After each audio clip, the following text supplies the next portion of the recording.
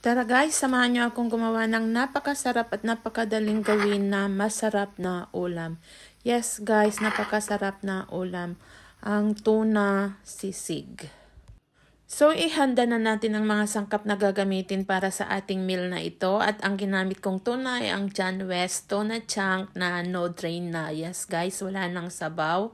Tapos, naggayat na rin ako ng sibuyas, siling berde, lemon, at isang itlog. So, sa mainit na kawali, naglagay na ako ng konting mantika, ginisa ang kalahating ginayat na sibuyas, then dinagdag na yung isang tin ng tuna.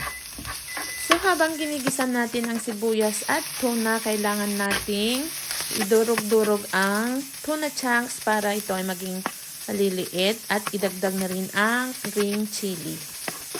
Tuloy-tuloy lang guys ang pag-stir hanggang ito ay mawalan ng tuluyan ang tubig at magdagdag na tayo ng seasoning.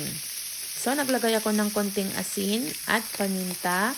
Then, gisa-gisa ulit at dinagdag ko na rin yung tirang ginayat na sibuyas, isang tablespoon ng mayonnaise, soy sauce, at syempre yung liquid seasoning. So, hinalo-halo ko lang muna, then nag-form ako ng bilog sa gitna at nilagay ko na yung isang itlog. So guys, hintayin lang nating maluto ang itlog at maghanda na rin tayo ng isang cup ng fried rice at mag-drizzle tayo ng liquid seasoning at salad dressing. Yes guys, nakalimutan ko na binidyuhan yung nilagay kong lemon. So, this is it guys. Luto na ang napakasarap na tuna sisig.